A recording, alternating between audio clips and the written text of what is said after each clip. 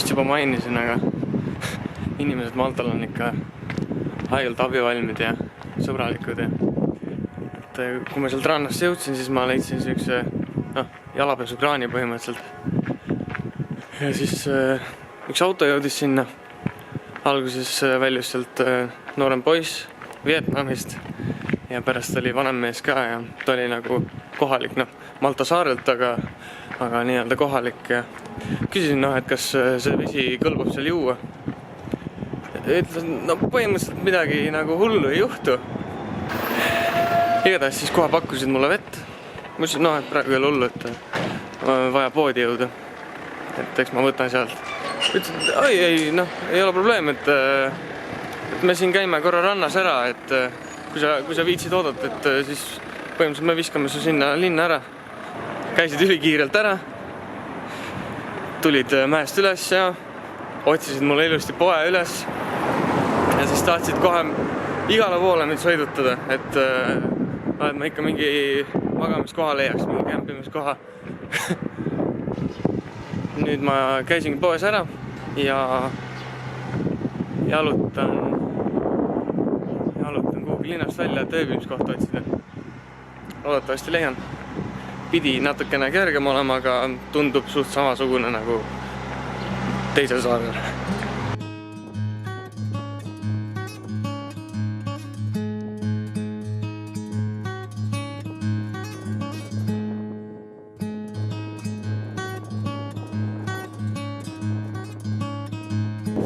Leidsin koha, mis päris ideaalne ei ole maapinna suhtes ja tuule suhtes. Pluss on see, et ma tean, et ma olen siin täiesti üksi. Siin on selles suhtes mõnus olla. Näitan campsite'i. Põhimõtteliselt siin ma plaanin magada, teen siin oksest puhtaks. Siis ma plaanin teha tuulebarrikaadi sinna ette, sest need puud väga tuult ei hoia. Ja ümberringi on siuke võsa.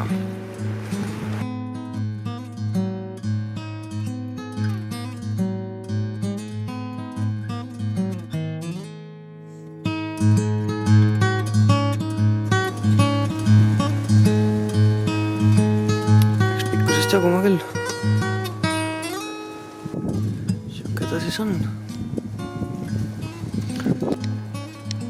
Vaikne. Ma arvan, et helist on ka kuulda, et ei ole mingit tuulesahinat.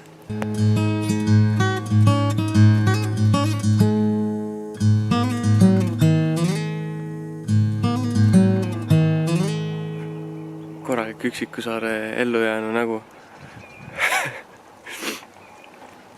Kohe just ärkasin ka. Ma ei tea, kas mul hakkab meeldima see väljas magamine või ma ei tea, milles värk on, aga see oli siiamaani kõige soojem öö. Et päris hea.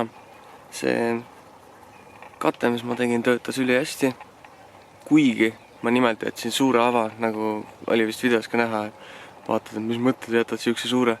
Aga see oli ainult sellepärast, et ma saaks seal rahulikult all chillida ja süüa teha ja olla.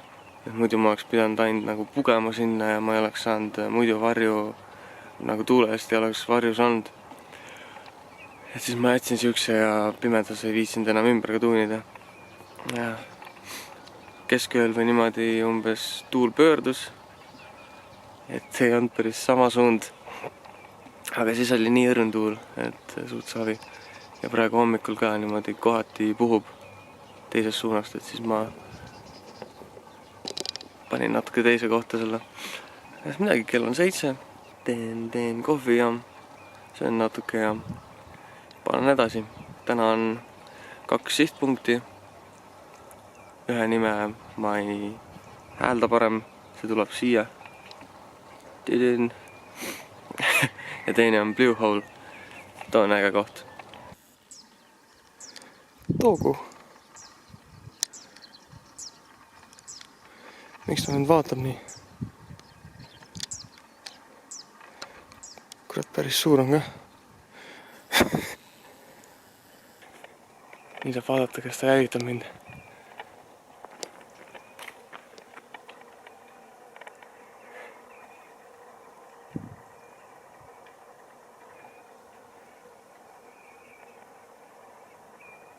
hingas väga sügavalt. Ja tuleb. Ja tuleb. Äkki on sõbralik. Ei, oma kodu läks.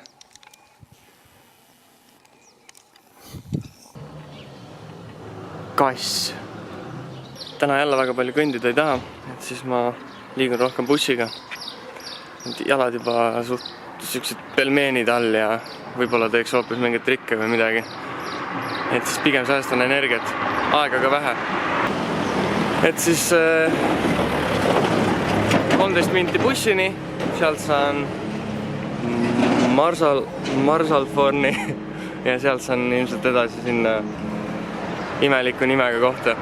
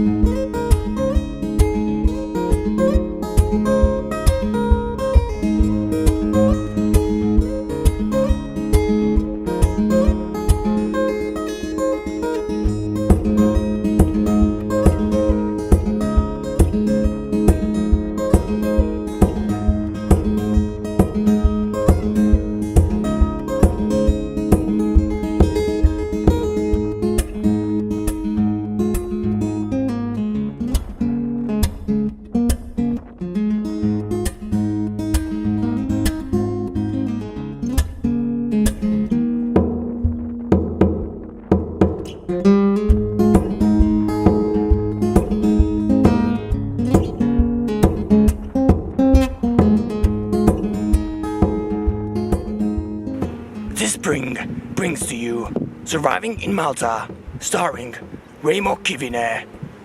One man, one desire. Kas töötab?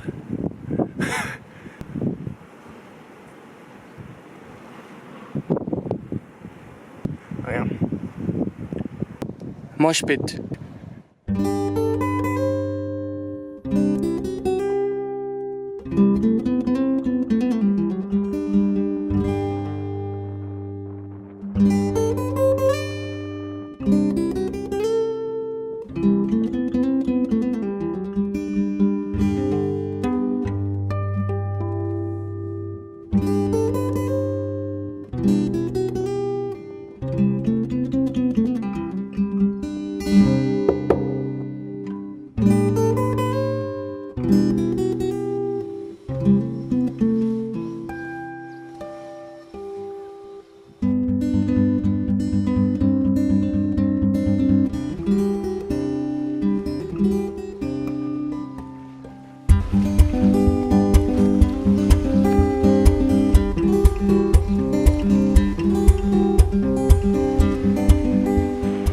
Raske nimega kohas ma nüüd olen ja väga palju ma siin ronida ja värki ei jõua, nii palju kõndinud ja tuleb kõndimist veel.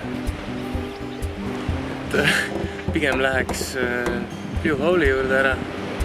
Võib-olla peesitakse natuke, äkki käiks ujumas.